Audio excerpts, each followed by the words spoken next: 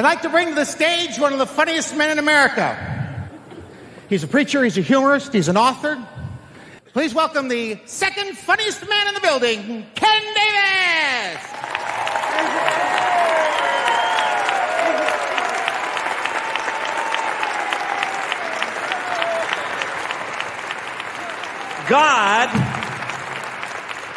God is the author of joy. He's the one that created it. God is the author of joy. If you don't believe that, think back to this morning, Sunday morning, how the devil tries to take joy out of your life on God's day. Am I right? How many of you parents have ever found yourself on Sunday morning with your hands around the throat of a child that you love very much? May I see your hands? Thank you. In the balcony, your bus is away. And you're saying something like this: you get ready for church, you get ready now so we can get there on time to learn about the love of Jesus. And the kids are in the back seat fighting over stuff that makes no sense whatsoever. You are on my side of the car. Get off of my side. You are breathing on my side of the car. You take your mouth. Is this just my car? How many of you have ever heard this? She's looking at me. And every dad in that situation grab the rearview mirror and give him that look.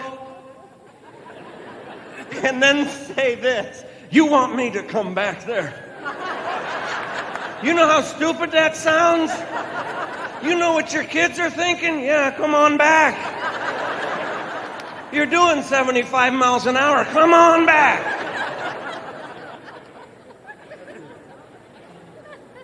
Hey, you can't go back. So you change the rearview mirror to an aiming device.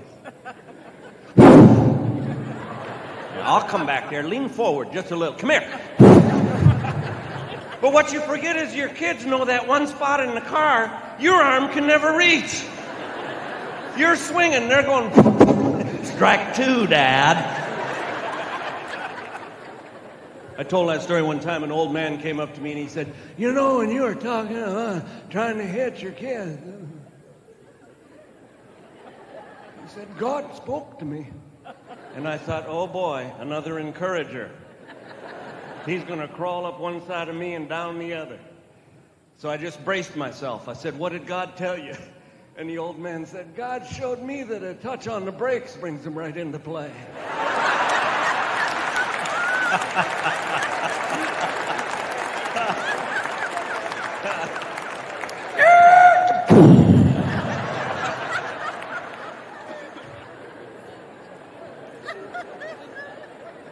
People say, yeah, you get to travel. There's a fun thing, flying today. Unbelievable what happens today. I believe we got to have security, but man, there's got to be common sense mixed in there somewhere. I stood in line the other day for 2 hours to catch a 45-minute flight. 2 hours. And then there's that big electrical portal thing that you go through that. And then a little kid that's playing Darth Vader with his little sword, you know.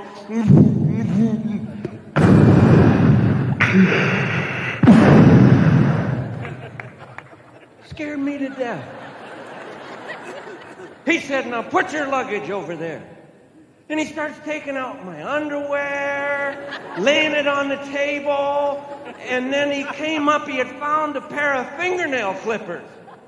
Then he said, what are these? I tried to be happy. I said, those would be fingernail clippers. He said, what are you going to do with them? I said, I was thinking that maybe after 5 or 6 minutes, I could work my way through the skin of the airplane with them. That's the wrong answer, by the way.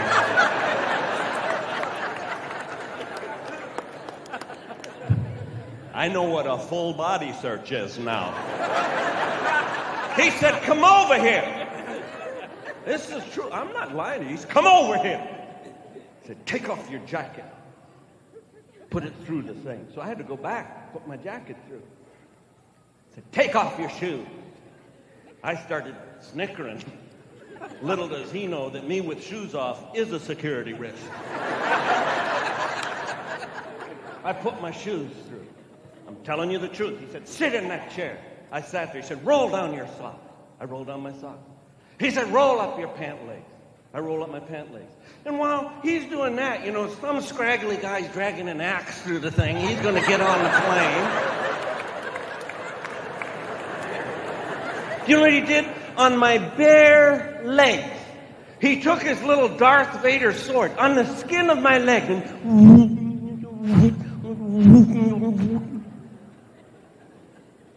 it's hard to be joyful in a moment like that. But I started laughing. He said, why are you laughing? I couldn't tell him. It's just that I had formulated a plan that would eliminate all of this. I decided that next time I go to the airport, I'm going naked.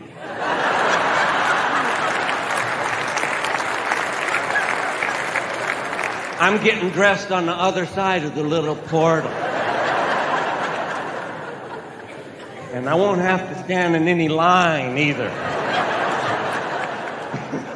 First person I tap on the shoulder be going, no, just go ahead. Go. Go to the front of the line.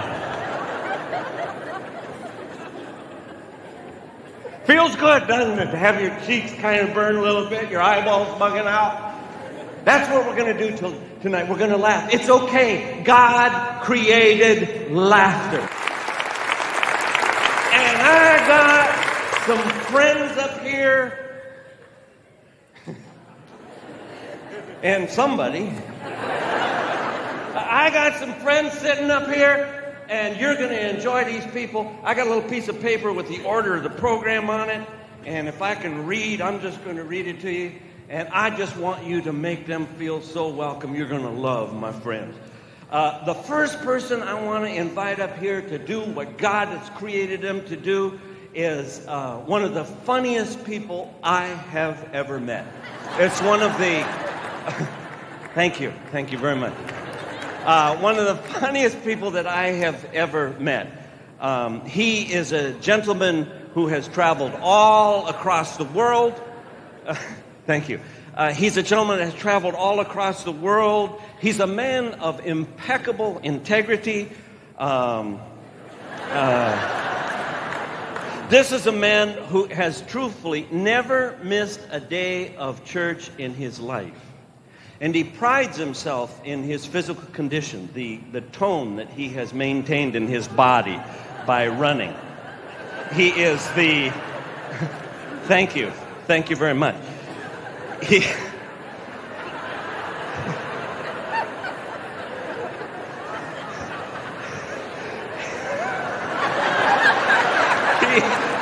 is the one person on stage that everybody says resembles Brad Pitt. Would you please welcome Earl the Usher, McNair Wilson. Give him a big hand, will you?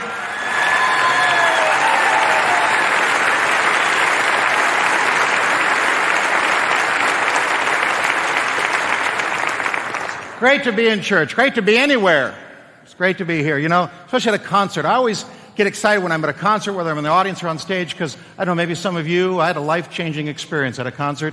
Maybe you're like me. I accepted Amy Grant at a Jesus concert. And accepted Amy Grant at a Jesus... If I have to repeat these, we'll be here all night, okay? They say that 50% of all Baptists have a sense of humor, so if you're not smiling right now, guess who you came with? And they're going home with them, too. I've been in church pretty near all my life. At 4 years, I'm an adult child of evangelicals, and I'm in a recovery program for that. It's a 13-step program. There is an extra step because it's such a serious... 13th step for the recovery is tap dancing. And if you're a Nazarene or a Baptist, you're allowed to do it just inside your shoes so no one knows you're actually tap dancing. And since your senior pastor, Brother Henry, isn't here tonight, let's all just boogie for just a minute. Good, that's enough. Did you enjoy that? Word you out, didn't it? No, serious, I've been in church all my life. I think I was kind of a prenatal Christian, but when I was 4, I was sprinkled in a Methodist church. When I was 12, I was immersed head to toe in a Baptist church. You're welcome. When I was 16, my brother and I left the church of our parents' choice. We joined a non-denominational church, and they hosed us down in the parking lot. just in case. In my late teens, early 20s, I moved off on my own, lived in San Diego, and joined a Presbyterian church due to my great love for the bagpipe and grown men wearing dresses. And Presbyterian church, they formed a committee about me. I think they're still meeting. I'm not sure about that. And then a few years ago, I started hanging out in buildings marked Episcopalian. I like the form of worship. My background is in the theater. And I love the motto of the Episcopal Church, ordain your dog, every prayer counts. So I've been just... Not all of these are going to be for everybody, you know. Some jokes we'll be doing just for ourselves, actually. You know. And I'll do a few just to make you mad that they're not all funny. So you can, I don't think I got that one about the dogs praying, dogs to know the Lord. I'm not sure what that's about. But it was interesting growing up in a home where my folks were not only churchgoers, but professional Christians, earned their living doing ministry. My dad was the principal of the Christian school that I went to, and I very often was sent to his office. I was a PK, a principal's kid.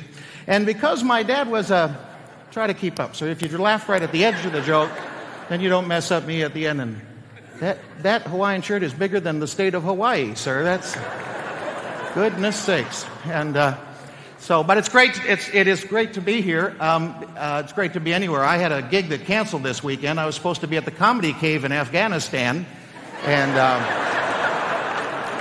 you don't want to bomb in Kabul. I'm just telling you about that. Just don't want to.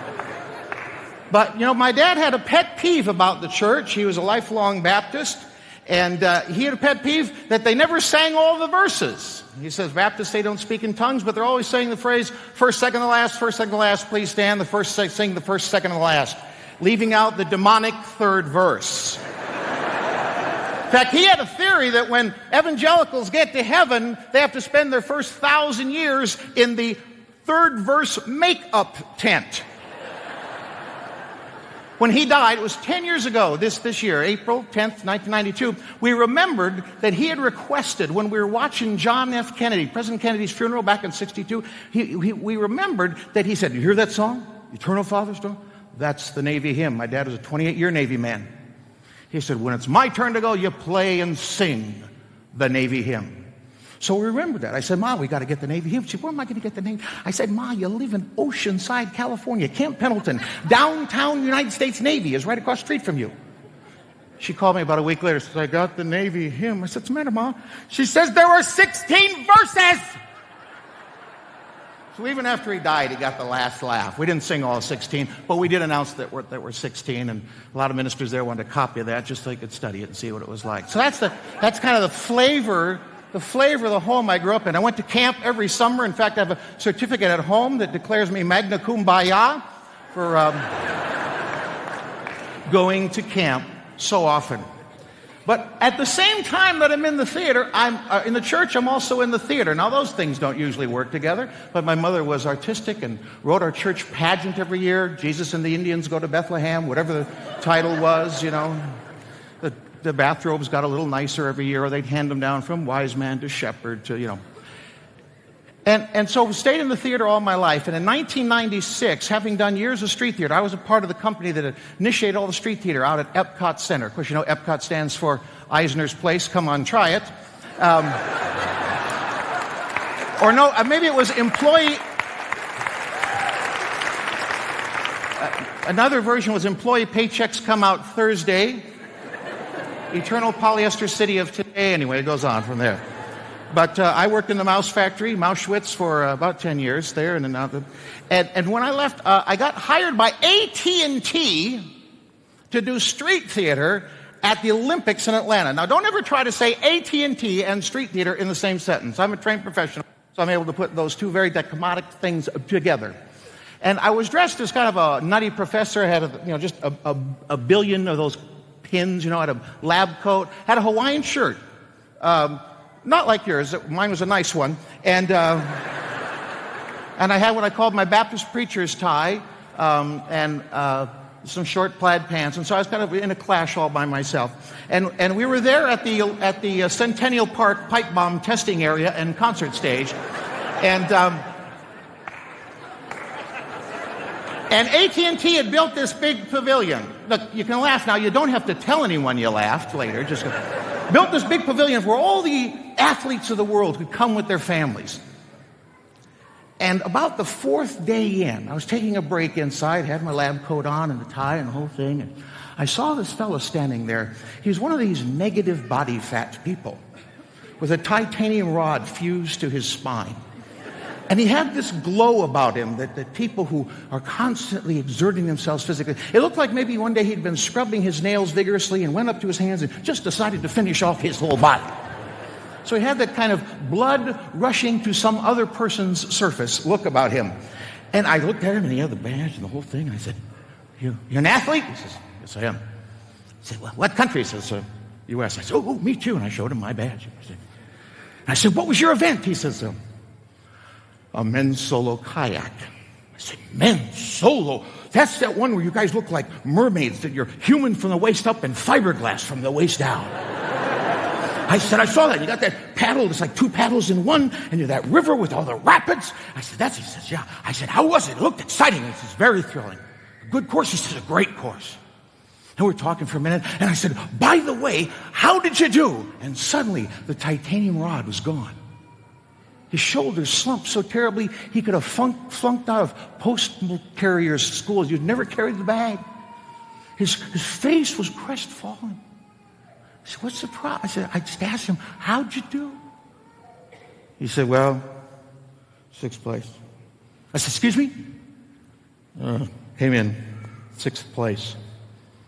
Now, of course he's distressed because 6th place. You know, in the Olympics, there's only 3 numbers that count. The French judge's number, the Russian judge's number.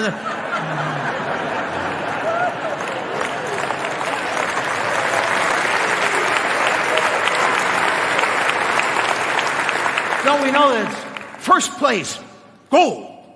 2nd place, silver. 3rd place, bronze. Everybody else, they're losers. That's the world we live in. Winners and losers. Last year we had the Super Bowl. We have the world champion, who was it, New England, something or other, right? And the St. Louis losers. Right? New York Yankees, winners and losers. It's kind of world we live in. He said, 6th place. 6th place. And I looked at him. Now, this is a big open-air pavilion. There's people over here watching widescreen TVs. People over here at the juice bar having soft drinks. Over here's a gift shop. Down below, over the balcony, they're playing video games. And I said, 6th place? He said, yeah. 6th place? You were the 6th best male solo kayak person in the world! He said, yeah? I said, there's only 5 people in the world better at kayak than you? He says, yes. I said, compared to you, there are 4,999,000,000 people who suck at kayak.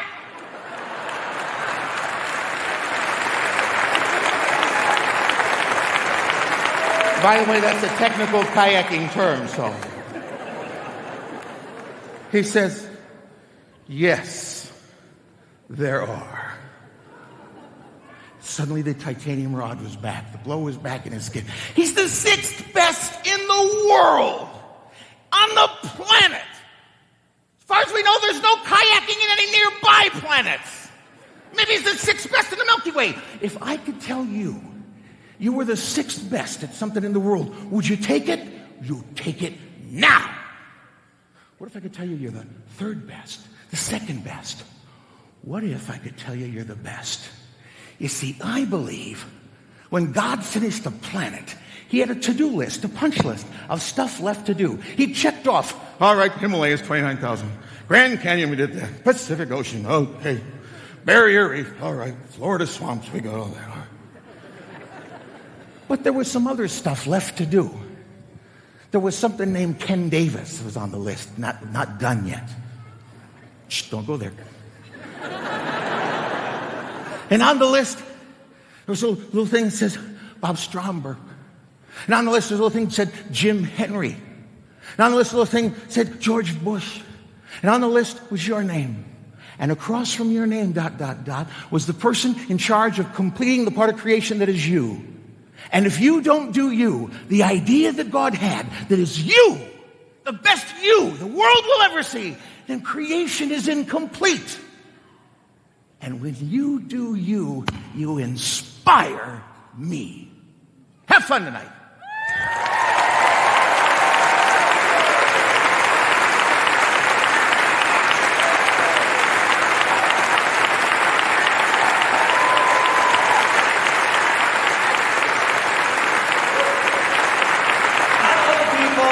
That keep it going, that keep smiling, even when things aren't perfect.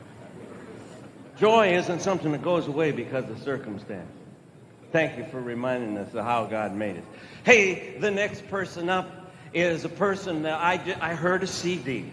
I put it in. I get hundreds and hundreds of CDs from comedians all over the country, and sometimes I stick them in while I'm working and listen, and I put it in, and I couldn't work.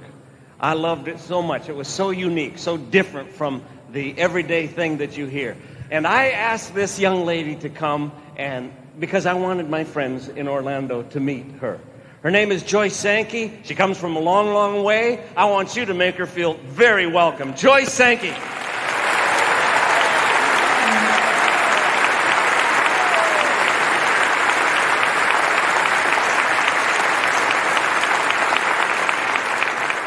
I love to watch the Walmart commercials on TV. I love them because they show them all over the country. They showed two sisters shopping together the other day. She said, well, I just tell my sister what to wear, and I tell her what she's going to spend on me. And they just said, we love everything they sell at Walmart. In fact, we know if they don't sell it, we won't buy it. I noticed that they don't show Walmart commercials in certain part of the country. Because I went in there the other day. I went into Walmart and I said, excuse me, can you tell me where the baby section is? You see that sign that say B-A-B-Y? Uh-huh. That's where it is. Thank you very much. That was really helpful. Well, they'll probably never put me in a Walmart commercial because I've got 3 kids. I've got a 3-year-old, a 5-year-old, and an 8-year-old. And after 2 hours of shopping with them and hearing, Mommy, can we buy a CD? Mommy, can we get a movie? Mommy, can I pick the cereal? Mommy, can I get a jeans? Mommy? I do what I call teeth talk. Kind of what Ken shared with you earlier. Just after 2 hours of that, I just go, put the toy down right now. Put it down. Drop it. Drop it right now. Put your hands in the air. You have the right to remain silent. Anything you say can and will be held against you. You ever say those famous last words? Wait till we get home. I was stuck like that. The cashier's like, can I help you, ma'am? Get the debit card through. The debit card. I love to watch Martha Stewart. Martha Stewart because she's so unrealistic.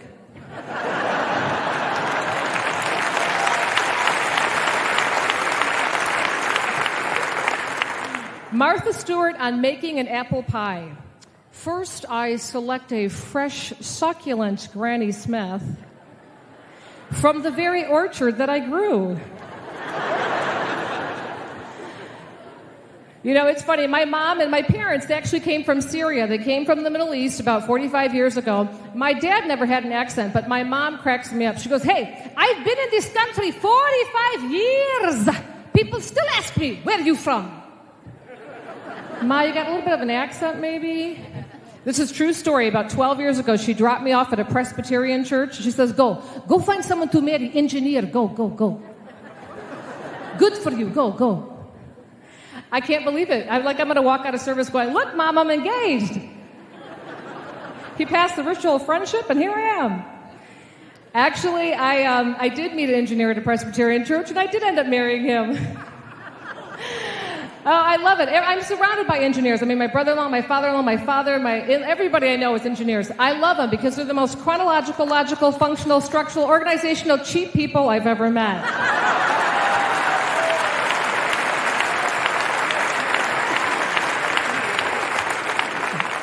Oh, my husband's not buying anything unless it's on sale. He's got a coupon and a $5 rebate coming with it, all right?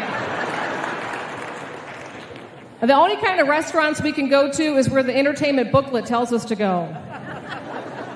We have an awesome coupon. It's not buy one dinner, get one half off. It's buy one, get one free.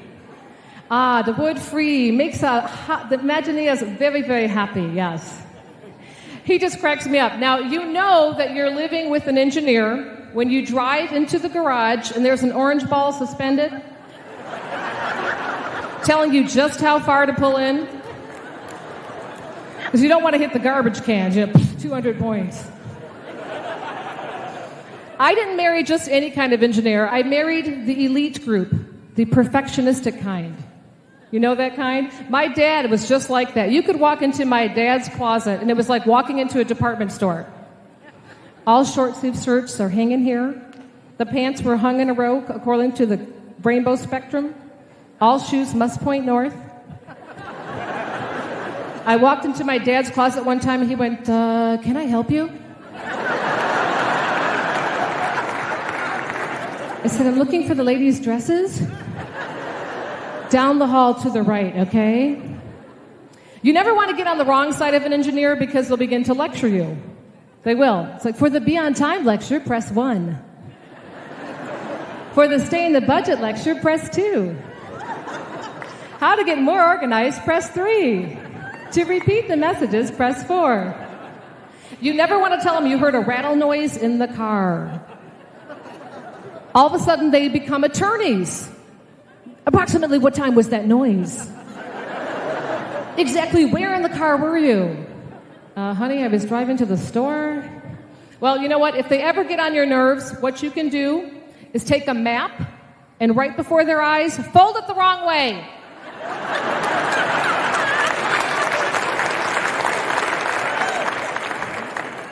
I love it. We have such opposite backgrounds. Our families are completely different. It's great because his family is good old American and their theme song is like Yankee Doodle went to town. The theme song in my family is I like to live in America. Okay, for me in America. Now, his mom is a great cook. She is like Martha Stewart. She can just put down a 12-course meal at Thanksgiving time, does an awesome job. I remember when my husband came to my house, he looked at the tabbouleh, the parsley dip, the parsley salad. He's like, what is that? The front lawn or something? I go, yeah, we just cut some grass out front and we just add the lemon juice. He looked at the hummus, the chickpea dip, and he goes, that looks like grout for the kitchen tile. I go, no. What's really great is when the grandparents come over, we love it because they'll sing to our children, like his family, they'll sing This Little Light of Mine. When my mom comes over, she's called Taita. And she sings songs like, Barburi rayah rayah, Barburi jai. The kids are looking at me like, Ma? I go, come on, clap, it's got a beat. Barburi hammel, so good and shy, hey! My husband's like, what does that song mean? Well, you kind of lose something in the translation there. It's just about a ship that leaves, and it gets sugar and tea, and it comes right back. It's a big hit. It's going to be on the top 40 soon. It was great. I remember at our wedding, when we want the bride and groom to kiss, the Americans would take their forks and go ding, ding, ding, ding, ding on the glasses. That's what his side of the family did. My side of the family went,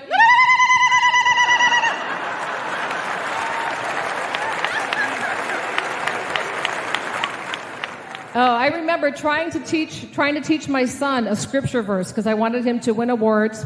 And I was trying to teach him, there's so many different Bible translations, right? I forgot about my mom's version. I was trying to teach him that Jesus said, he who has no sin casts the first stone. My mom goes, hey, whoever has the rock, throw it. Ma, he's not going to win awards for that one, all right? I remember my sister, this is a true story. My sister, she was dating this prince from Saudi Arabia. And she wasn't home at the time, and I had to leave a message. His name is Khalid. And I thought, she's not home, I gotta leave a message. How do you spell? So I took a sheet of paper and went,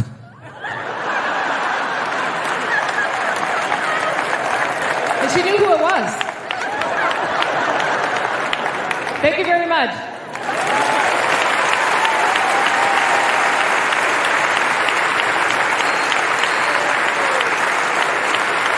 Joyce Sankey.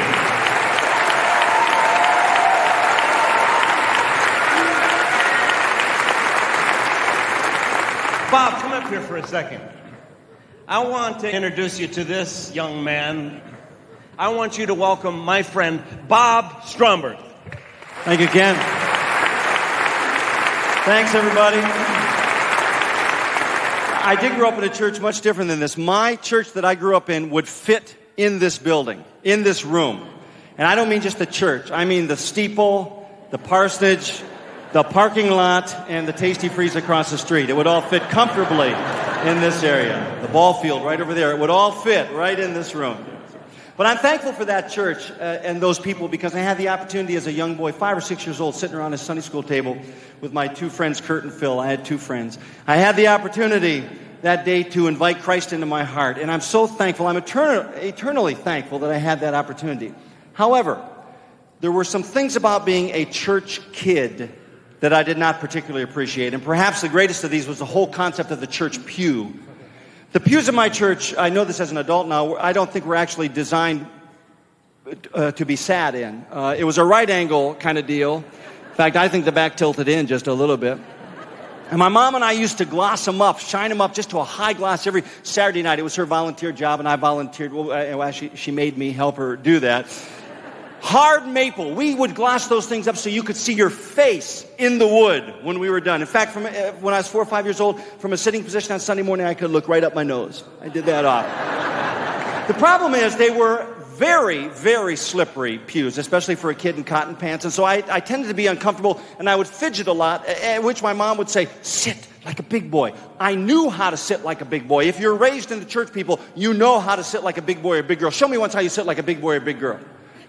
That's right. You sit with the big boys and big girls sit with their bottoms in the corner, their back straight, their knees out, and their legs dangling over the edge. But when I was 4 or 5, 6 years old, my legs were not long enough to dangle over the edge, and consequently that pew would catch me right in the bottom of my calf there. And after 4 or 5 minutes, I'm not sure exactly because time was different then, but I would start to feel coming into my toes first and working their way toward my heels. I start to feel these stinglies, and the longer I sat there, they would get stinglier and stinglier. And then they would start to hum. There was a sermon going on. The guy was saying something that I wasn't paying attention because my feet were doing a duet. And this bothered me, so I would fidget, upon which my mom would say, sit like a big boy. I couldn't do it. And I used to look at all the adults. They weren't fidgeting. None of the adults were fidgeting. They were sitting, each one of them, moms and dads, in the exact same position, which I thought was a little bit odd. Every dad had his arm around the mom like this, or every mom had the arm in the husband's elbow like this, sitting just as still as could be. And I used to think, how can they stand these stinglies? How can they? Do you outgrow them during puberty? What happens? Adults with stinglies. And now I know why they were sitting that way, because I've been back to that church now as an adult. I know why they were sitting like that. They were holding on. And the preacher would be preaching about stuff, and the guy shouldn't complain. I'm not complaining about the preacher, my goodness. But I didn't understand what he was talking about. Things like the Holy Spirit taking control of our souls. I had no idea what he was talking about. And I would sit there with these stinglies. And one day, I had a revelation. And I remember this because I've not had a lot of revelations in my life. I've only had, just this one. I started to feel those stinglies coming into my feet right at the beginning of the sermon. And I thought to myself, these stinglies only happen in here. Never at home have I had stinglies. Never at school have I had stinglies. Only in here. And then it was a revelation. I thought, that's it. If God's Holy Spirit wants to take control of my souls,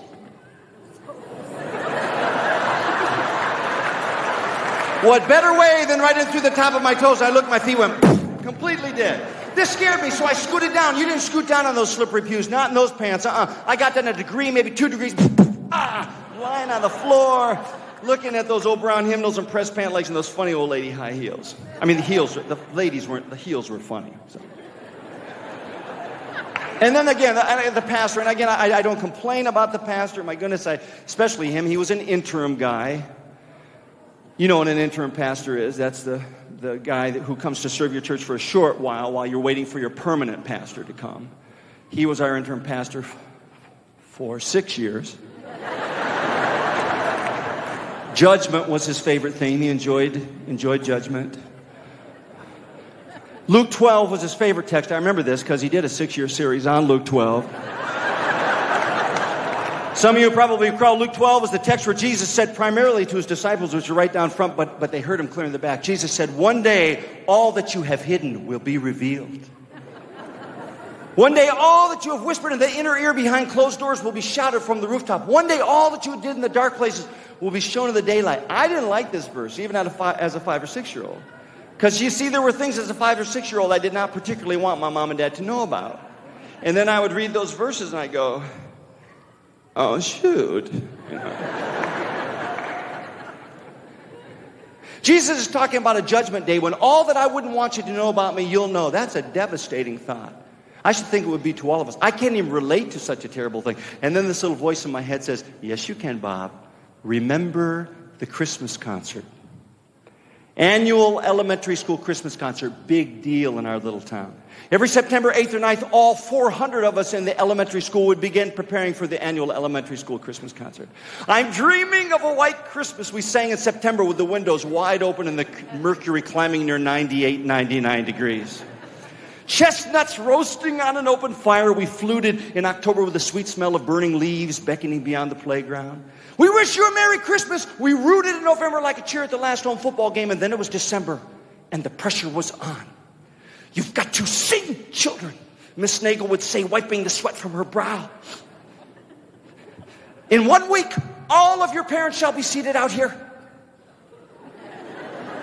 And if you just stand on these risers and mumble as you are now, it is you children, look at me, look at me, look at me.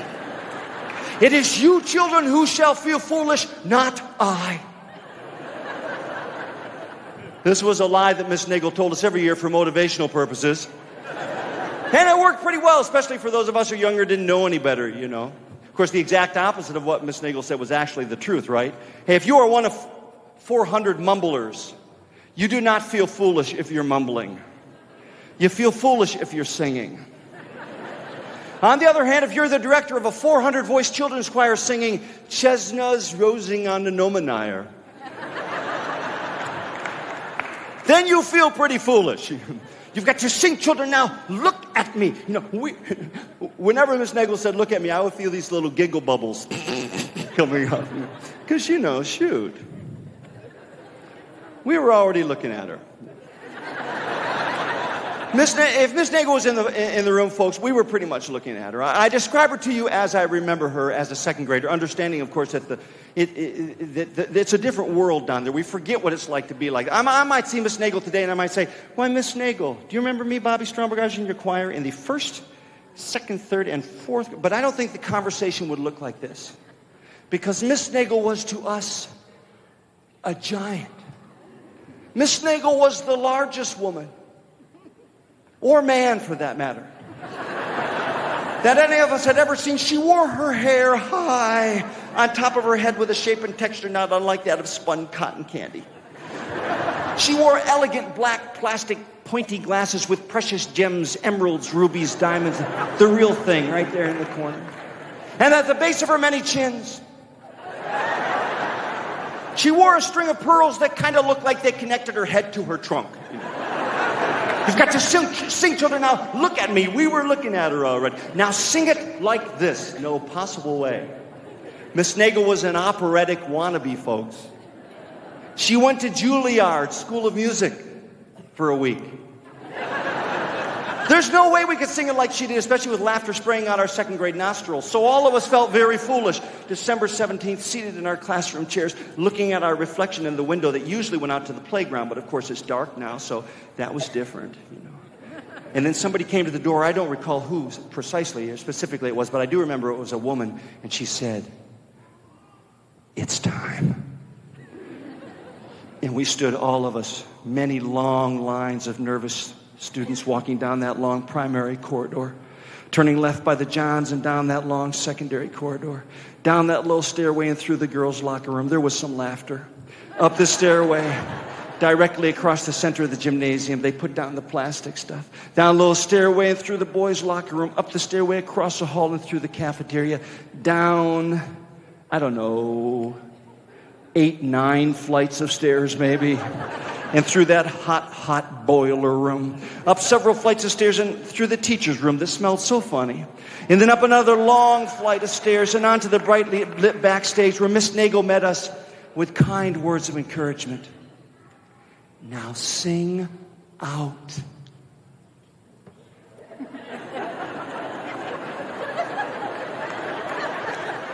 I took my place second row, center stage, and waited at least another 3 minutes till the last little kindergarten boy found his mark, and our parents burst into applause. I was sure Miss Nagel was beaming with pride because we had yet to sing one note, people, and already they were clapping for us. And then Mr. Pellegrini, our principal, took the microphone, and after several moments of fairly severe feedback, he finally managed to say, "Welcome, parents. And now would you join me in greeting our wonderful choir and their marvelous director, Miss Henrietta Nagel." And again, our parents burst into applause. But no Miss Nagel. We stood on the stage silently staring at our parents, as our parents sat in their chairs silently staring at us, while we silently stared at them, staring at us.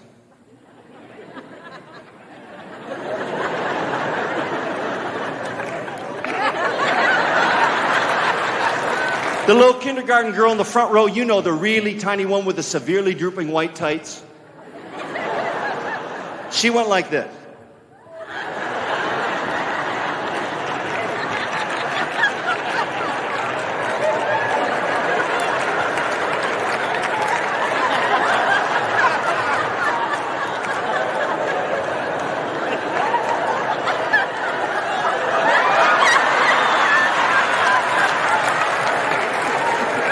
And then all 400 of us heard this sound. We turned our heads in unison. We saw Miss Nagel coming through the backstage door, frantically adjusting her skirt and tucking in her blouse. When she was sure she looked her very best, she looked at us and said, "Now sing out, children." And she walked to center stage where she turned toward the audience and she bowed.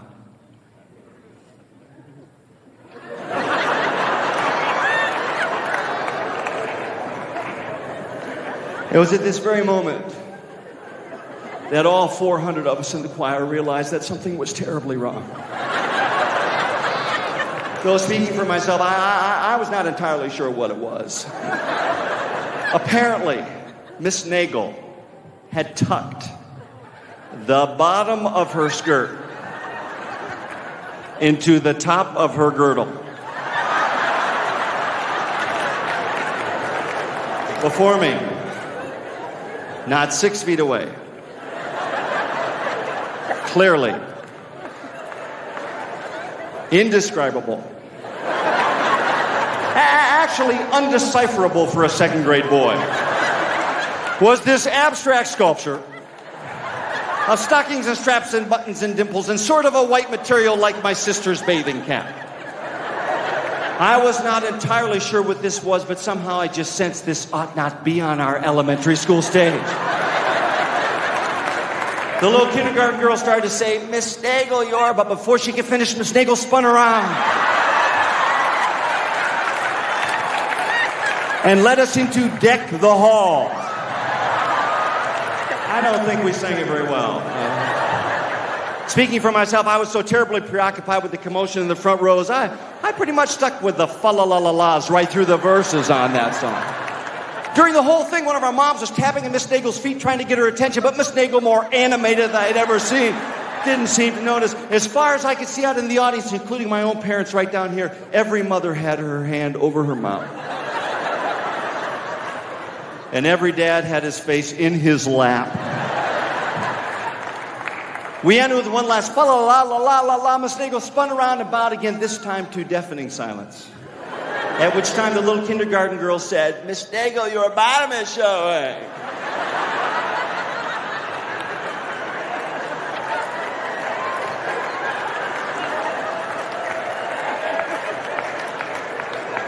Miss Nagel froze. Mrs. Mihalich, our school nurse, made her way onto the stage with a quick flick of the wrist. She hid that which had been so revealed. Miss Nagel turned back toward us now, tears pooling in her eyes, flipped the page and said, "Again, children," and we sang the next song as we had never sung it before, after which our parents clapped for us as I'd never heard before, or hardly since, I might add. But strangely, Miss Nagel did not turn around to acknowledge the applause. She just flipped the page and said, "Again, children," song after song, applause after applause, tears rolling down her cheeks. I wasn't sure why she was crying. This seems odd to me now as an adult. I would have thought I should think I would have been smart enough to pick up on that one. I just thought she was moved by our beautiful music. Song after song, applause after applause, tears rolling down her cheeks. We ended with Silent Night. Our parents stood all by themselves. In past years, she'd always ask them, would you stand? But not this time. They stood all by themselves. We sang it a cappella. In the end, in that beautiful silence, all you could hear was that baton in the metal stand. She flipped the music closed, put her hands like this and said, thank you, children. Turned, left the stage. On the way home, I sat in the back seat. My mom sat in the passenger seat. My dad drove. I saw my mom turn toward my dad, and I heard her say, oh, that poor woman. And I don't recall hearing another word about this again. Doesn't that seem a little odd to you? Wouldn't you have thought the very next day one of my second grade buddies would have gone, did you see? Wouldn't you have thought Mrs. Sayers, our fifth grade teacher, oh, she was so strict, you know the type I'm talking about. She would have had to say some deviant fifth to sixth grade boys, you boys will never discuss this in my presence or on these school grounds again. Now, do you understand? Say it, say it, say it, say it, say it. Never came up until about a dozen years later. I'm home for the Christmas holidays now, gathered around a family Christmas table, telling old family Christmas stories, and my dad lost it. Tears rolling down his cheeks, making little wheezing sounds you don't expect out of a grown man. Well, what, Dad? Well, come on. He'd waited 12 years for this laugh.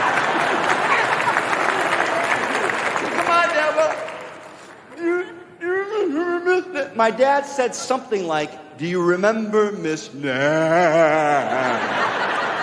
And all of us had our faces in our food. I mean, the kind of laughter, people, where you don't breathe for a dangerously long time.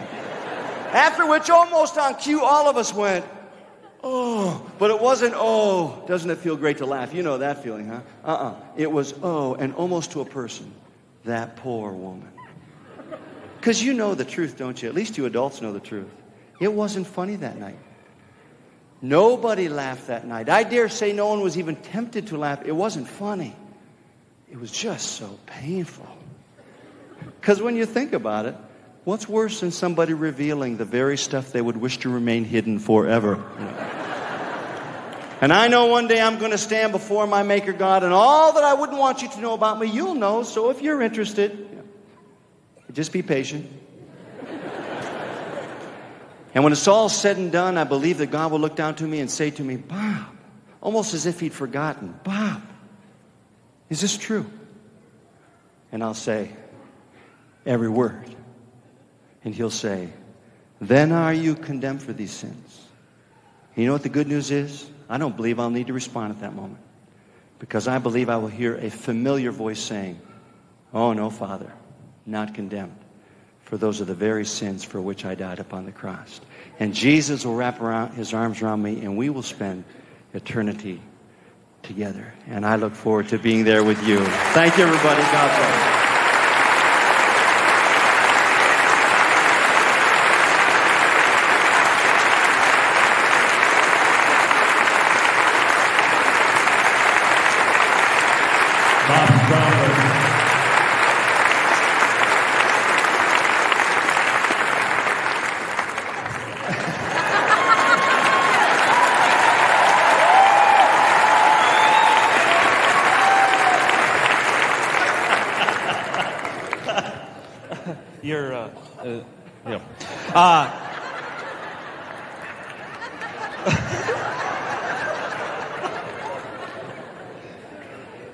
Oh, man. I'm going to talk to the next young man after he's done. And so I just want you to welcome him to the stage with a rousing applause. Please welcome Mike Williams.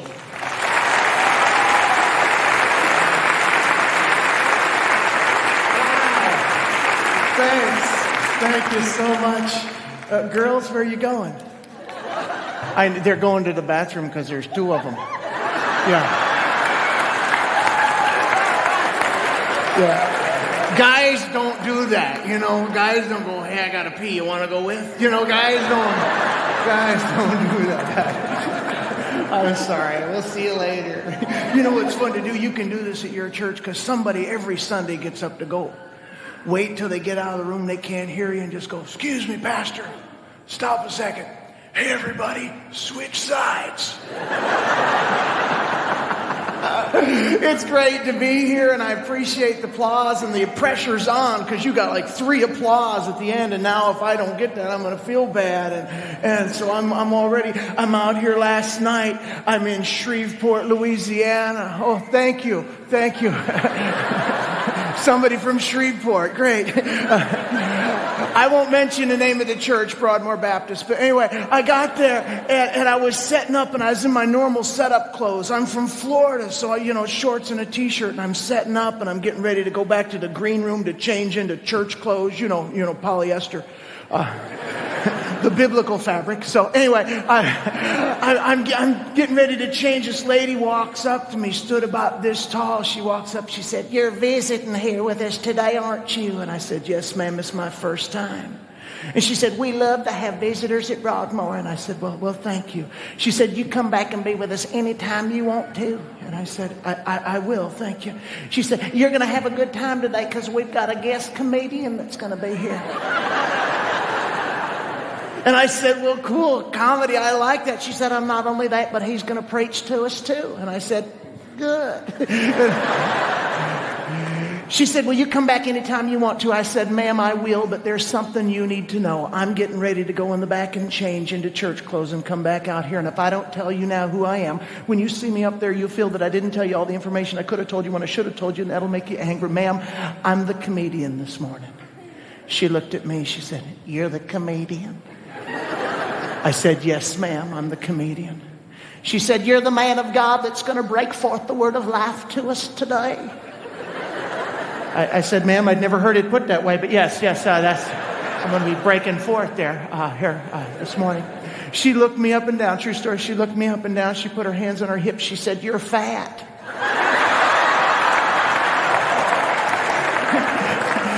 I said, "Yes, ma'am." She said, "Don't you know that the body is the temple of the Lord? Don't you know that your body is a temple?" I said, "Yes, ma'am, and God's building a mega church right here is what he's doing." My testimony tonight. I've been large all my life. I've been a big kid. I was big in college. I was big in high school, big junior higher, big little kid. I was a fat fetus. You know what I'm saying? Goes way back. I'm also a Baptist from way back. Any Baptist people in the room tonight? Okay. Yeah. Now you guys will understand this. I get a chance now to speak in groups all over the country, in all different groups and diversified groups. And as you can see, even our group up here, real divided as far as our backgrounds are. I got invited 3 months ago to speak at the Louisiana Assembly of God Youth Conference. Now, let me tell you, if you don't know this, there's a big difference between Baptists and Assembly of God. Okay? Number one, Baptists have no upper arm strength. We don't raise our hands, okay? Even write in our vote. You know what I'm saying? And so I'm thinking, I've got to go out to this event. What should I do? I don't know. I want to fit in, but they're going to put everybody up on the platform, 500 preachers up there in one big, huge conglomeration of polyester. And they're going to sing. Everybody's going to have their hands in the air. I'm not going to feel comfortable with that. So what I did is I went to my workshop and I made these right here. I invented these things right here, these hands. And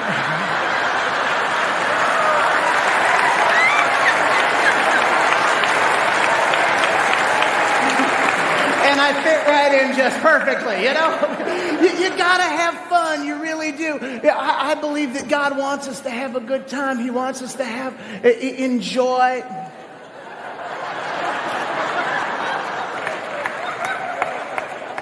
Hey.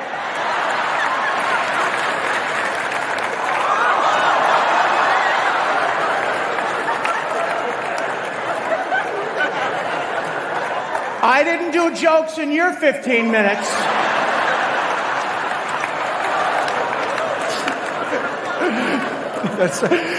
I'm not a joke-telling comedian. I feel kind of silly up here because I don't know funny stuff to say. I collect weird, strange, and stupid stuff. Stupid stuff everywhere you go. I go into Lifeway Christian store. Oh, I shouldn't say that. Okay, I went into a generic Christian bookstore the other day. And this cracked me up. I bought this. Look at this. What would Jesus do? Pepper spray.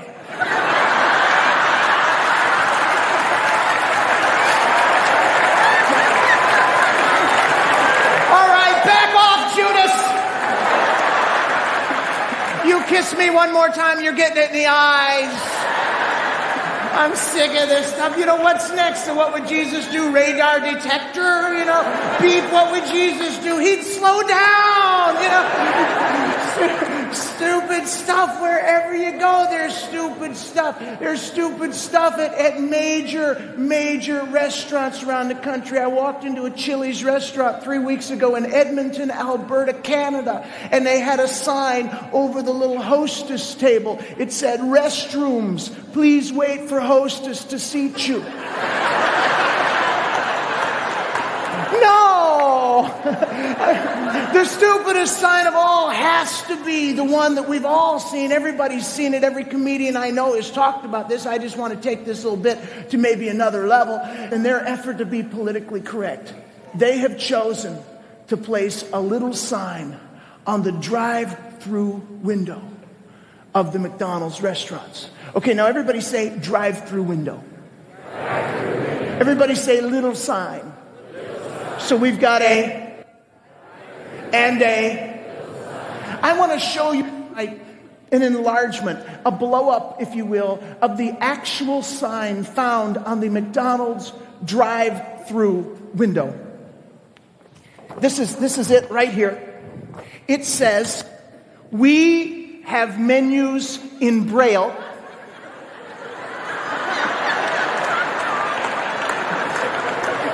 At the drive-thru. We also have picture menus.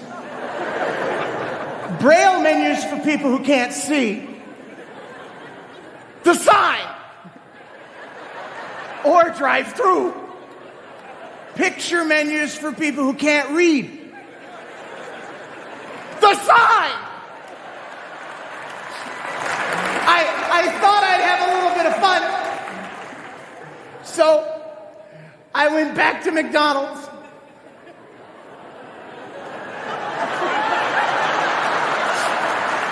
Got myself some dark glasses and an old piece of PVC pipe. Put my car in the drive-thru lane. Rolled my window down.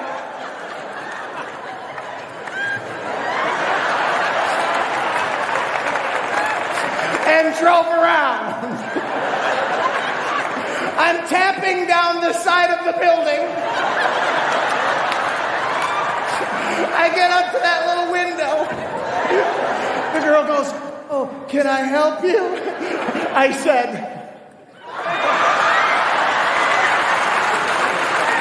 "I'd like a menu in Braille, please." She looked around for it. Then she comes back, she goes, "I'm sorry, sir, I can't find a Braille menu. Would you care for a picture menu?"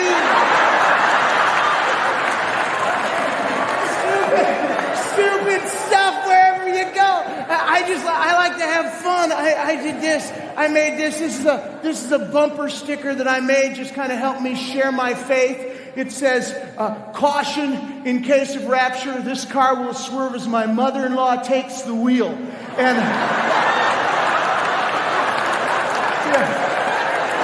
helps people understand, you know, what's happening. "Oh, hey, you can do this. This is fun to do. Do you guys have any of those little Chinese buffet restaurants in your town? Oh, you can do this. This is great. Okay, get a computer, make it up real nice and laminate it, because anything you laminate becomes official, okay? It's amazing what you can do with a laminated sign. Here's what I want you to do. Next time you go to one of those restaurants, on your way in the door, put this sign in the window.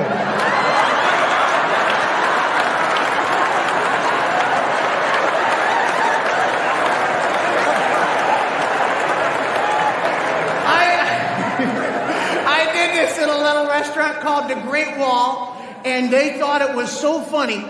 They gave me something they'd never given another customer, something called a restraining order.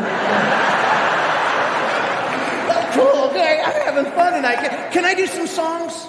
Okay, let me do some songs. Let me get out. Okay, great, good. Let me get out my guitar here, and I'll do a little music for you.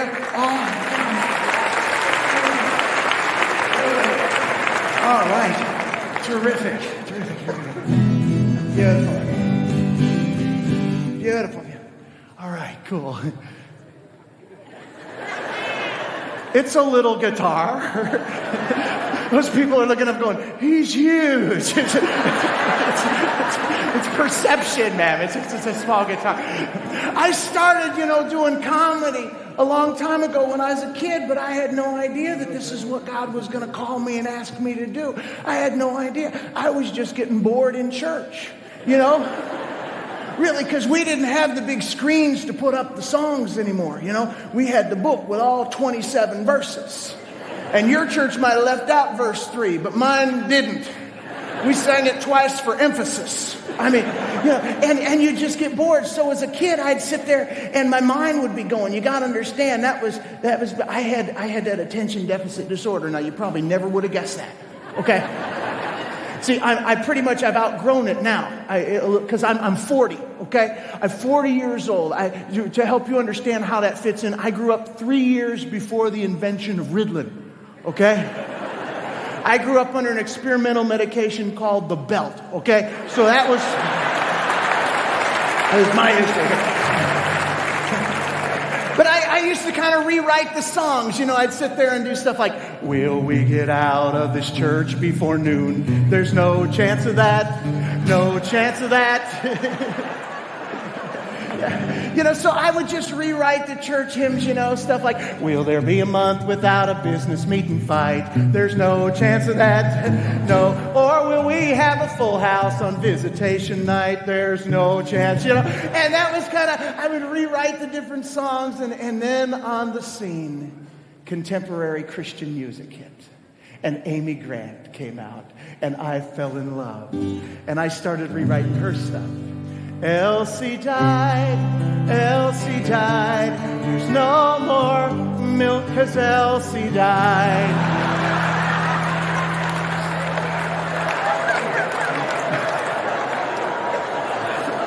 Now the cow lays pasteurized. Okay, and then we got Karen Carpenter, and that was great too. I'd like to teach the choir to sing in perfect harmony. And I just had fun and had a great time, and I know for a fact that God can use our weirdness for His glory. Now I know that tonight what I want to do is, before I go, I want to sing for you the song that for me kind of started it all on a major level about 11 years ago. In a meeting just about like this. And any country music fans in the room? Country music fans? Okay, great. Okay, I'm going to get my country music hat on. I got to kind of do the country music thing. All right. Yeah, here we go.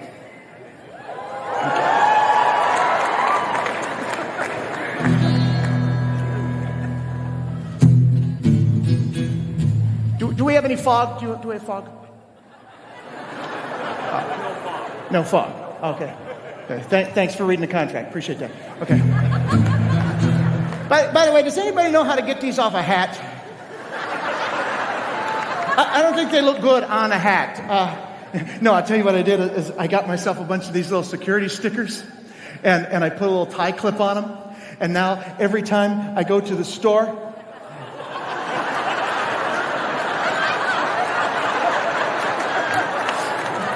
just walk around the mall. It's really cool because you're here. Security, follow the fat guy.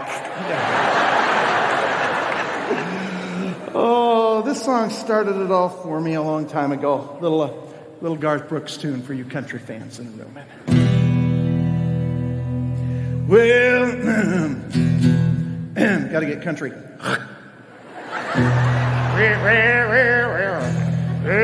There it is. 3:30 in the morning.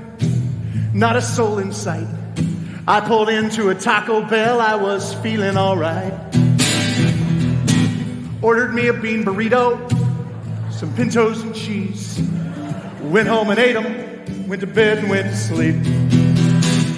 And the thunder rolled. Said the thunder rolled. Come on, sing! The thunder rolled. And the lightning strikes. My pillows weren't cold on that sleepless night. There in the dark, I was out of control. There in the night, right there in my pajamas. You got to sing along. You ready? Here we go. Sing! The thunder roll.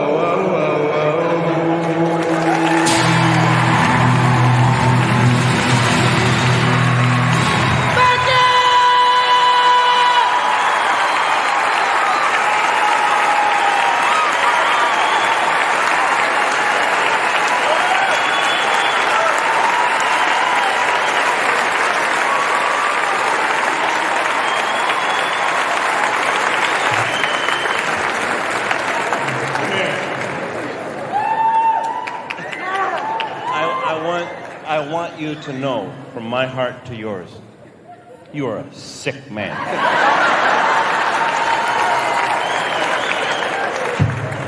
I don't know a lot. There's not a lot that I can stand on for sure, but I'm sure that song has never been sung in this building before. You're a sick man. Thank you.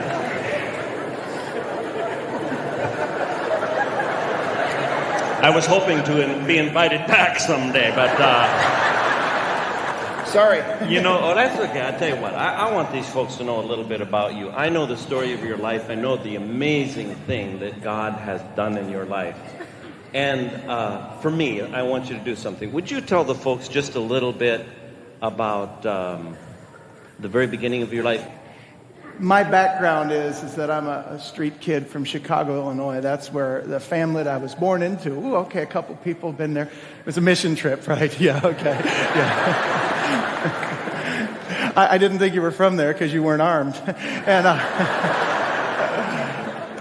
the family that I was born into, I say this without hesitation, Ken, it was a welfare family. My birth mom had a mailman, a postman. His name was Harry Carey. Not the famous Harry Carey from Chicago, but very famous to me. And he was a Christian. He was a Christian postman, and every time that he would deliver the mail in the area, he would always stop if he would see me, and he would always say, "Here's your mail, and remember, God loves you." And my mom told me that she said that this was the only Christian man that she had really ever known. And he represented, and to think of how just a little simple witness day after day after day, and one day she stopped him and she said, "I want to give my last son, my last child, an opportunity at life." And her thinking was just get him out, get him into a decent home. She didn't understand how much more that really meant. And she asked this postman. And he said, "I can't, I'm too old." But he said, "I have a daughter and a son-in-law. And my daughter has multiple sclerosis. They can't have children. They've prayed for a child for 12 years. They would love to have your child." And the next thing you know, I get plucked out of that home and dropped into this home that had prayed for a kid for 12 years and got me. And, and it was really different in this home because these folks were Christian folks. They were Baptist folks, but they were Christian folks. They were very Baptist. Extra Baptist, if you know what I mean. It just people don't understand this, and some of the folks are old enough to remember this, and you remember this. But we did not play old maid cards in my house because somebody could drive by at 55 miles an hour, see you playing old maid, think you were playing poker. If you're playing poker, you're probably gambling, and we all know that gambling leads to premarital dancing. And right? Amish people said, "You guys need to lighten up." Okay.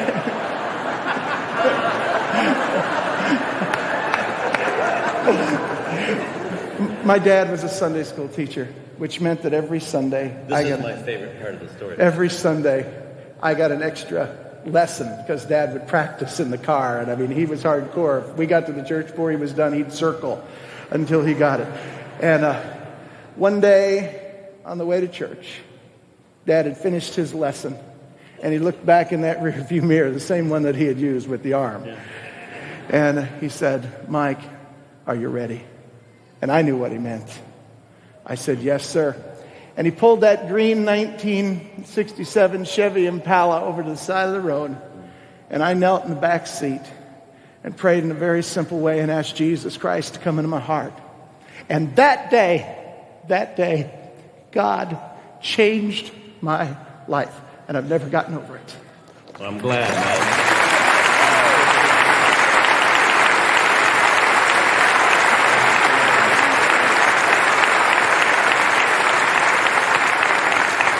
When God does that to a person, it means that what you see standing on the stage today is a miracle. It's happened in every life that you see up here. All right, it's happened in every life that you see up here. Will you thank Mike Williams? Thanks,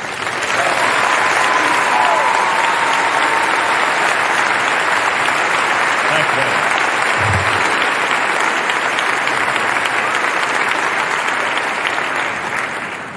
I get to hang around.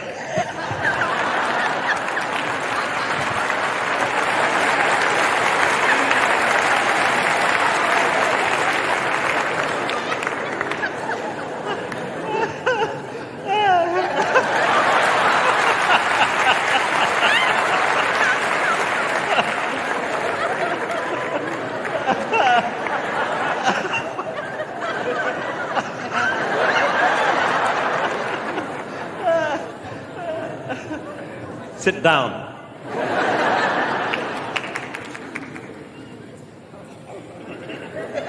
Should do it again. You understand?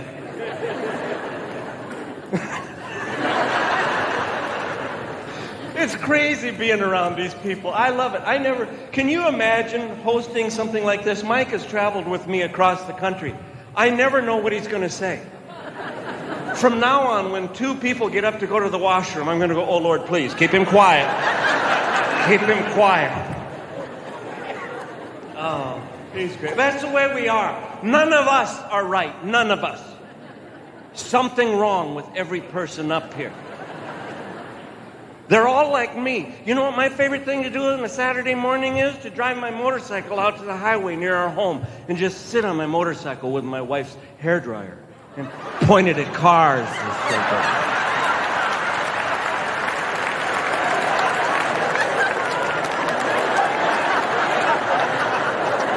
I love the smell of burning rubber. You know, I chase them sometimes, which really confuses them because I drive a little pink moped.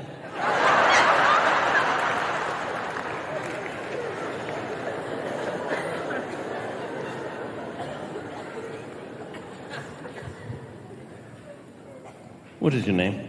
Seth. How'd you get up here? He put me up here.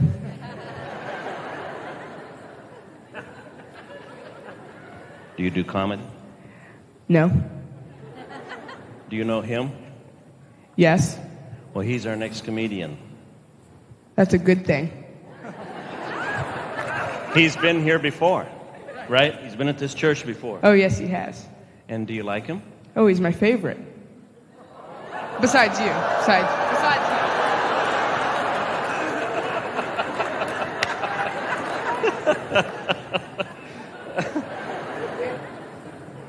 Would you like to introduce him? Please welcome Taylor Mason. Give Taylor Mason a big hand.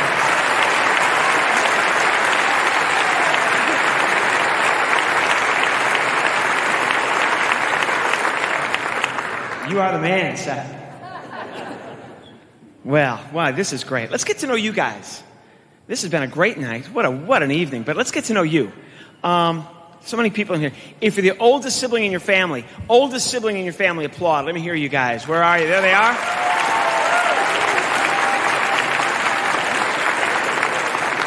They're always like that, by the way, the oldest. Here I am. Thank you for noticing me. Thank you. I'm the leader in my family. Thank you.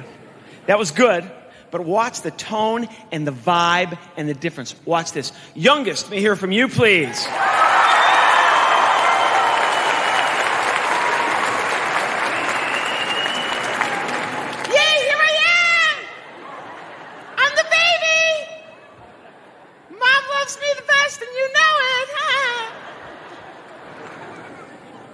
The ones in the middle I don't ask about because no one ever cared in the first place. That is so unfair. Middle people, where are you? Stick up for yourself, girl. You've been hurt. Speaking of hurt, I came in, I was a little down today. Slumped in my chair there watching these guys. But at this point in the program, as I'm the 1, 2, 3, 4, 5. I'm the 6th best comedian up on this stage tonight. Didn't help. All right. I brought all this stuff with me. I don't even know where to start tonight. I've only got about an hour and a half. So, I hear you. This is my buddy. His name is Paco. It's okay. It's okay. Turn around and say hello. Hola. Hello. Hola. We're in Florida. Speak the language. I am. Hola. Oh, come on.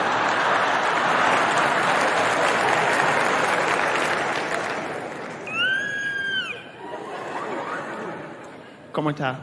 Bastante bien, ¿usted? Así, así. You speak Spanish very well. Gracias. Where did you learn how to speak it? At my local ATM.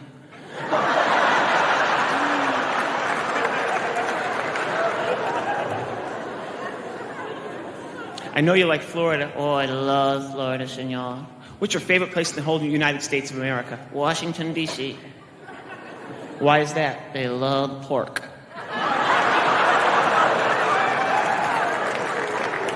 Well, I don't want to go there. What do you mean? I do not want to discuss the pros and cons of politics. Pros and cons. Pros. What is this? Pro, positive, as in progress. Con, negative, as in Congress. Oh, come on.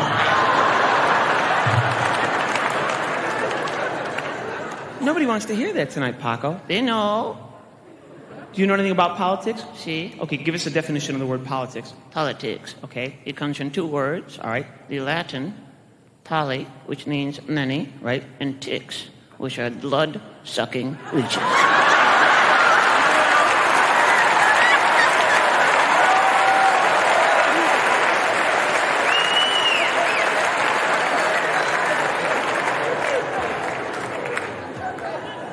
Ken Davis told me to do this joke. Okay.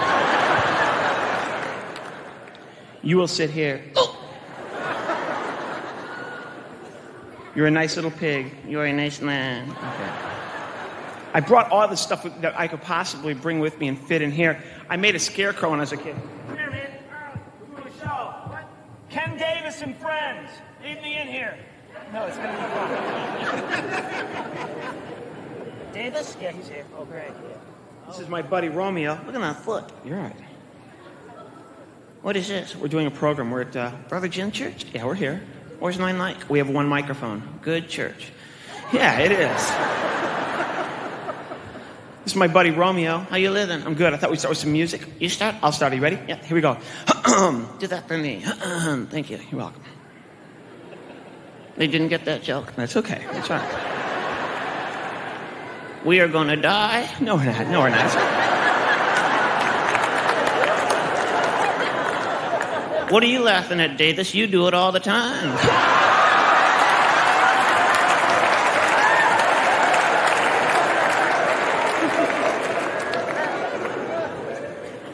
Romeo, say, who will mama, hey, your mama, dig a water? What?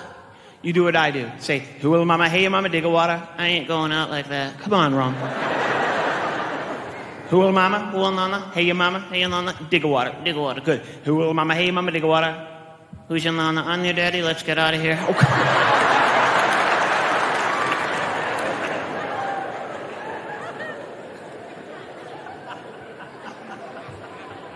What are you doing? What? This whole thing you're doing. This thing like this. Not doing this. What are you doing? I'm doing this. What is this called? Attitude. This is an attitude? Deal with it, man.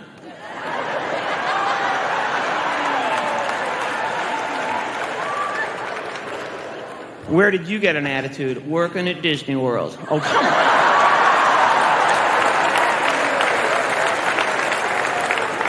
McNair, you know what I'm talking about. Okay. You worked at Disney World? I did. What did you do at Disney World? I was in the It's a Small World After All show. You were? I was. What did you do? I did this.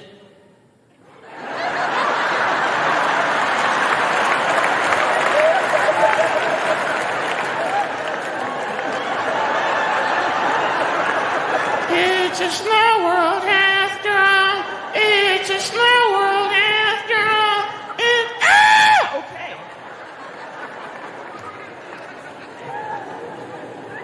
My brother and sister skated in a circle. 600 revolutions a day. Killed every brain cell in their head. Now they teach at the University of South Florida.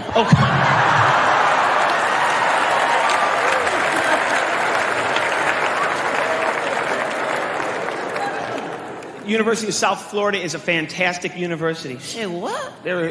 We did a show at the University of South Florida, the land that SATs forgot. Come on! School song. Duh. All right.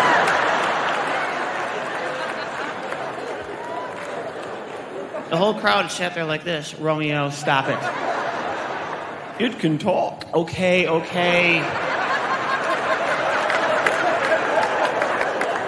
It's not real, but it's talking. Okay.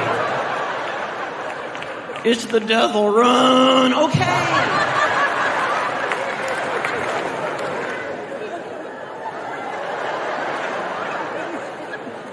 Where else have you worked? I was a voodoo doll. A what? A voodoo doll. A voodoo doll. There's no such thing as voodoo. I was a voodoo doll. You were. I was. Twist my arm. Really? Twist it. That doesn't hurt? Not me. Some guy in Gainesville is going nuts right. All right.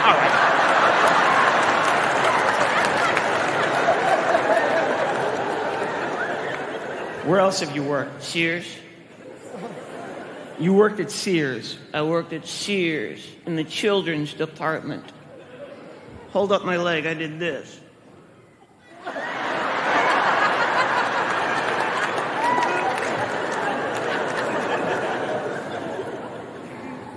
Fine. Where's your last public job? Detroit, Motown, General Motors. You worked at General Motors? I was a crash test dummy. And I failed the crash test. How do you fail a crash test? They sit you in the car, right? They say look natural as you drive into the brick wall at 110 miles an hour. So I kept doing this. We're gonna crash! Okay. I couldn't get insurance. It was just like living in Florida. Okay.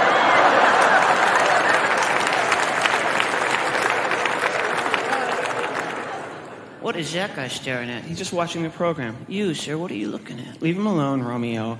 Come on now.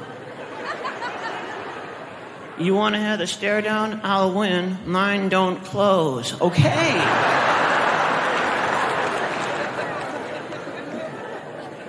Let's finish the song. How am I going to be a bitty bitty bama? What? Do this. How am I going to be a bitty bitty bama? I can't do that. Yes, you can. How am I going to be a bitty bitty bama? I said, I can't do that. You can do anything and put your mind to it. Yeah, I can't do that. Morally, ethically, I cannot do that. You want to go back in the suitcase? How am I going to... What is it? It goes like this. How am I gonna be a better, D-a-detta. No, it's be a better, D-a-detta. Duh. Oh, you can't make the sound buh. No, you can't make me make the sound buh.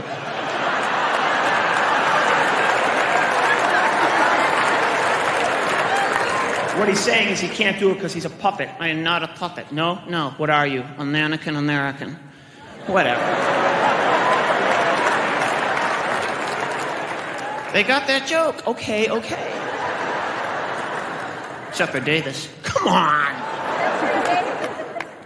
Fine. What are you doing? No, they like me. No. Come on, help me. You're mean. You just sit here. What? Just sit there. Not going to get up and walk around. Good. Matter of fact, you're going to hold the pig. You're going to hold the pig. He doesn't smell good. I don't care. You okay? He's okay, senor. All right. You got him? He's okay? You got him, Romeo? I got him. Good. Let's do this. I brought as much stuff as I could fit in here. This is a brand new buddy of mine. His name is Robert. You okay? Yeah. Here. Yeah, I know he's a little different than you would think. What? Never mind. You okay? Yeah, I'm good. Okay. Hello, Robert. Oh, hello. Now, from what I understand, I'm under the impression you're lost. Right, I'm lost. I'm the one talking to puppets. Yeah, I'm lost. Tell everybody your name. You just said it already. Robert, but tell them what everybody calls you. Don't make me do that. Come on, don't. Do it. Tell everybody what we all call you.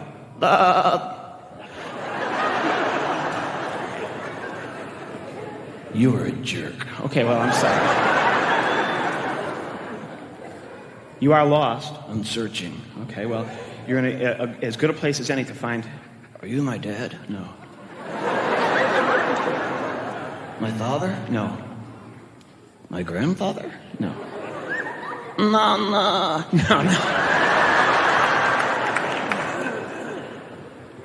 I'm going to put you down here. No. You have an interesting voice for a lamb. I'm from Jersey. You're going to sit right here. Oh, perfect. I've got a website, everybody. It's right behind my refrigerator.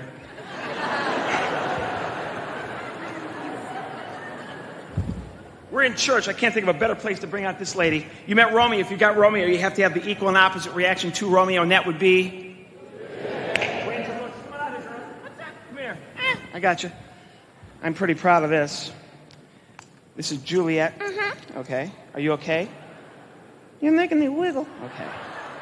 You okay? I feel good. Okay, good. Where are we? We're in Orlando. Woo. Okay. This is Juliet. Mm-hmm. She can sing. Go, girl.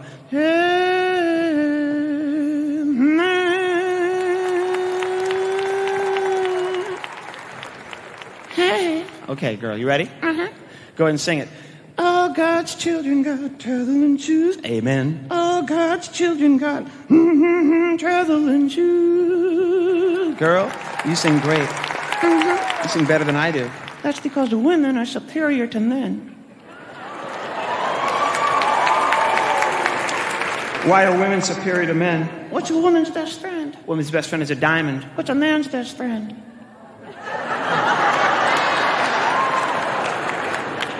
Okay. How you living, girl? All right, you guys, let's do our thing. How you living? Large girl, what it be like? Ain't no thing, girl, ain't no thing but a chicken wing.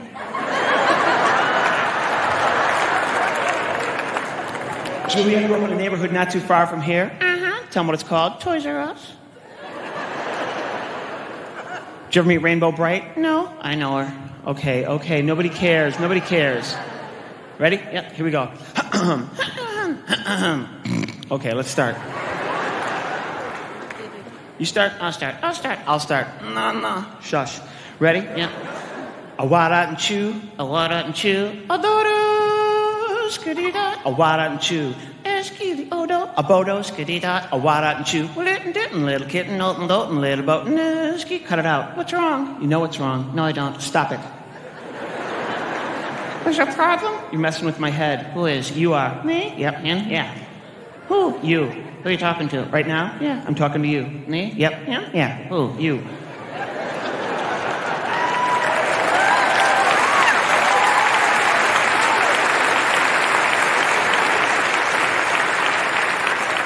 You're messing with my head like it takes a lot. Cut it out.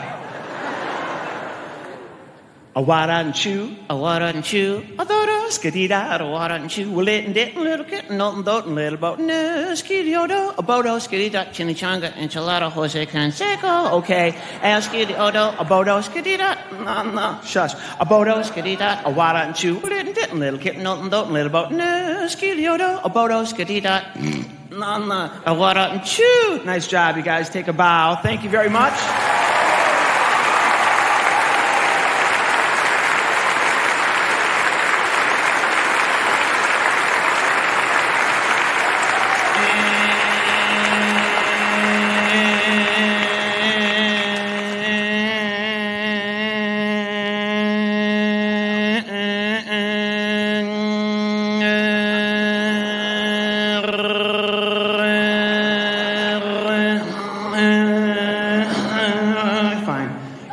You're out of here, man.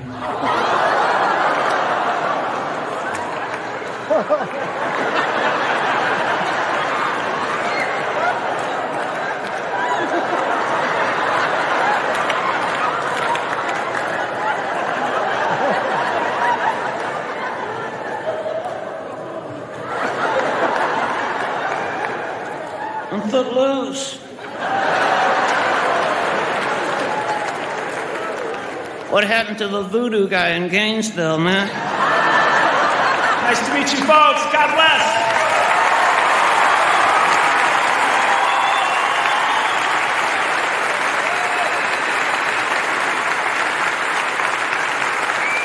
What fun to have these kinds of friends. Have you enjoyed them tonight?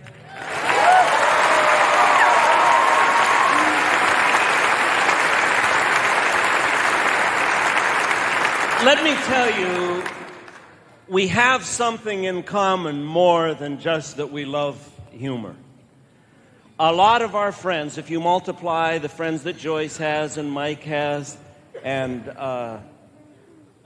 these people have, they all have this strange little something that God put inside of them. The desire to see people smile and laugh. But more than that, there's something that we have in common. You saw threads of it in some of the performances, actually, where they talked about their faith in Christ. And let me tell you something. Even in the performances where they didn't tell you about their faith in Christ, there is a story about lives completely changed. There's a reason for joy tonight, friends. I talk about this as I travel across the world. There's a reason for joy, and it goes way beyond every funny punchline that was issued from the stage tonight. I don't know how to describe it other than to tell you about something that has changed my life forever. Now, I've been here many times, and some of you think I still live in Denver. I don't. I now live in Nashville, Tennessee. It is a strange move to move from Denver to Nashville, Tennessee. Denver has 360 days of sunshine a year. I mean, the sun comes out just about every day. There's a lot of clouds in Nashville, Tennessee. You could lay on a mountain without any clothes and no bugs will crawl on you in Denver, Colorado. I didn't say I did it. I'm just trying to create a picture. There's no bugs. There's no bugs there. Nashville, Tennessee is a virtual Jurassic Park of insects. I'm telling you the truth. In Denver, Colorado, you can leave your windows open. You can leave your doors open. You leave every light on. You wake up in the morning, there will be no bugs in your house. Or maybe one moth flying around a light bulb got lost on its way to Nashville, Tennessee. Why would I move? Because of the same thing that makes this man, who could work probably anywhere in the world for huge amounts of money, decide that instead he wants to use the gift that God has given him to tell people about the Lord. I happen to know this boy. Same thing that is common to us is common to this boy. This man, that man.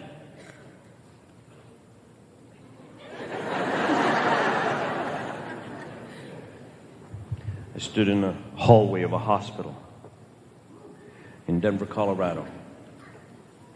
On the other side of the hospital door lay my 24-year-old daughter. This changed my life.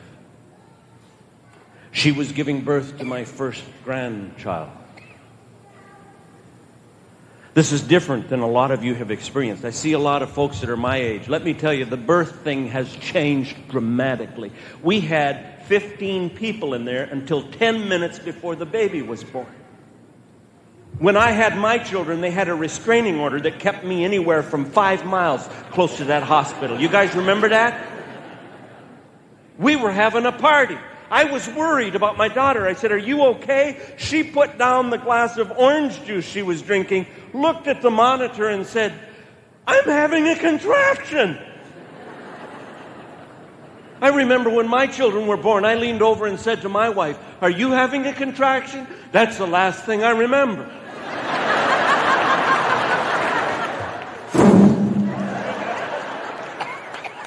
Yeah, I just had one right there. If you ever touch me again, I'll have another one. Doctor said, "You got to leave. Baby's coming." So I stood outside the door.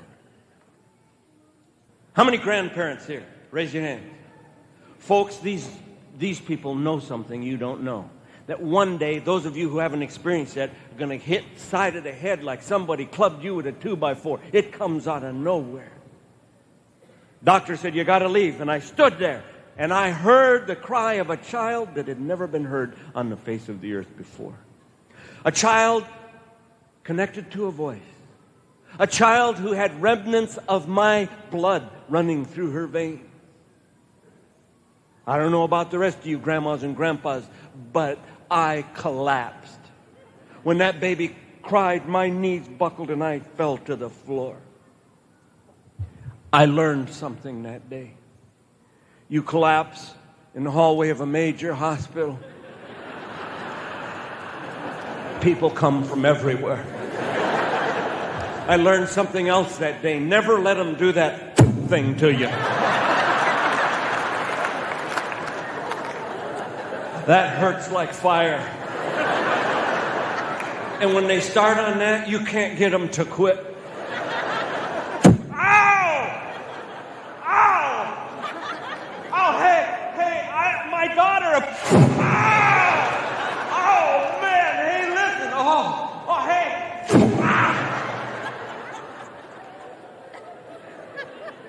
I'm not going to give you a lot of advice, but I'm going to give you some right now. You understand me?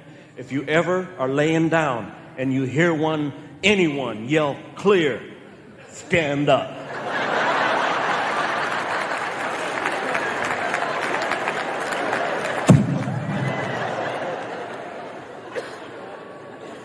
They brought the baby out, took her to the aquarium. You know what I'm talking about? Little baby aquarium where there's like 85 really ugly carp and one beautiful child. I pressed my face against the glass. And I spoke a language I'd never spoken before.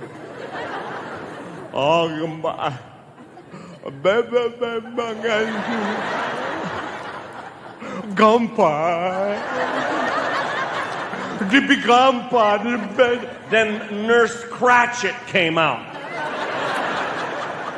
She needed a blood sample, so she put a needle in my baby granddaughter's foot.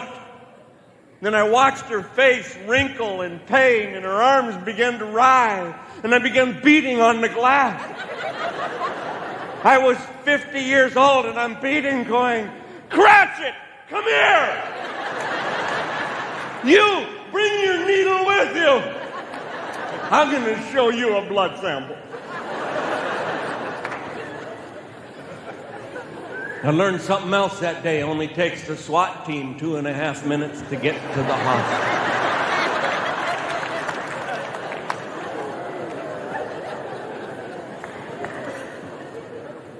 I would die for her. I fell head over heels in love. She got me wrapped around her little finger like you cannot believe. Gumpa, candy. Gumpa, candy. No, you can't have candy. Sugar gets in your bloodstream. Makes you crazy. You go around the room like a balloon with the air going out of it. Grandpa, candy. Oh, you're breaking my heart. I can't give you candy. Grandpa give you candy. Mama kill Grandpa.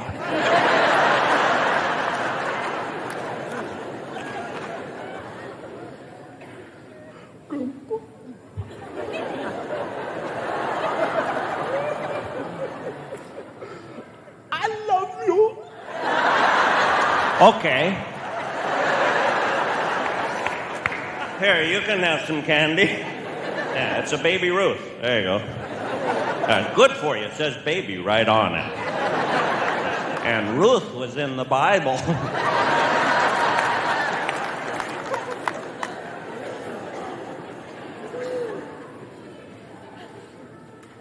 She was at my house every day for a year. I watched her walk. I heard her say my name. I had a daycare center built in my house, my office. I became the head of daycare. I appointed myself head of daycare. And then a year and a half after she was born, after I had fallen head over heels in love with her, her father decided to move to Nashville, Tennessee. And he had the audacity to take the child with him.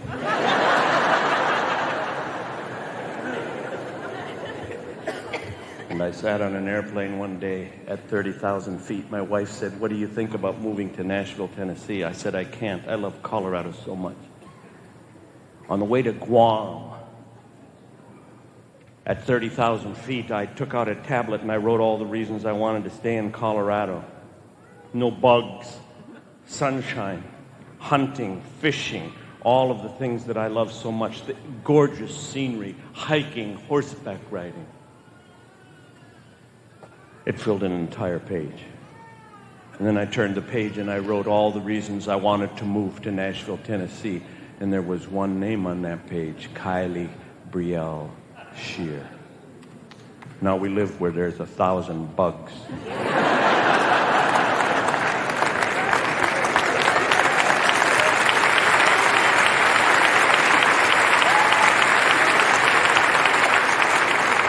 You a grandma yet? No, of course not.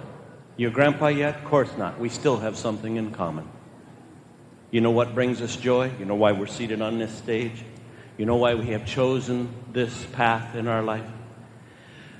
Because one day Jesus sat next to his Father in all of the glory of heaven. And he pressed his face against the glass of the heavens, and he looked down and he saw the heartache and the pain. He watched our face wrinkle in pain because of what sin had done in our lives. And he took out a tablet and he wrote all of the reasons he should stay there at the right hand of the Father, in the most glorious place there is. And it filled more tablets than you can possibly count. And when he finished writing all of the reasons he should stay there, he took out one clean tablet and he opened it up. And he wrote all the reasons he might want to come to earth and suffer and die. And on that page was your name. On that page,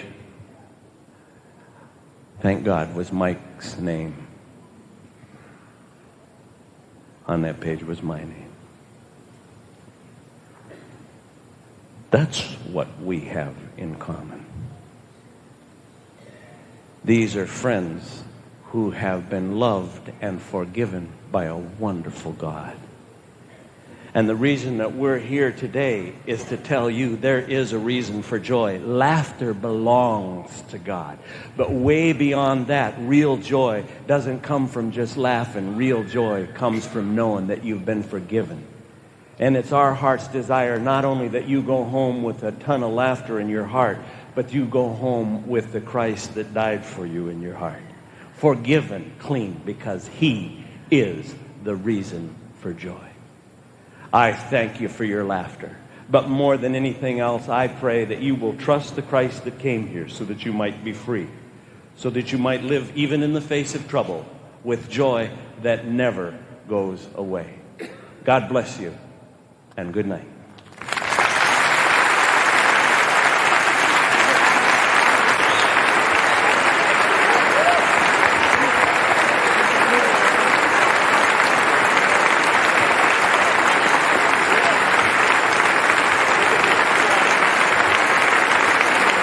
Would you please give my friends a big hand, please? Joyce Sankey.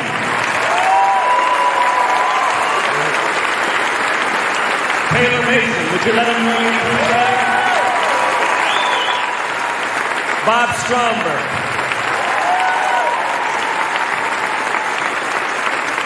Mike Williams.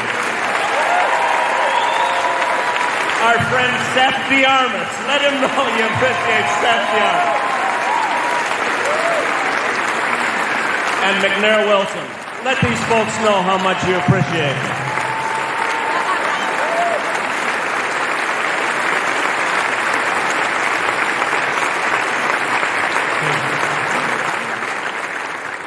Do you love me? Yeah. Would you say good night to the people? Just say good night. Good night. God bless you.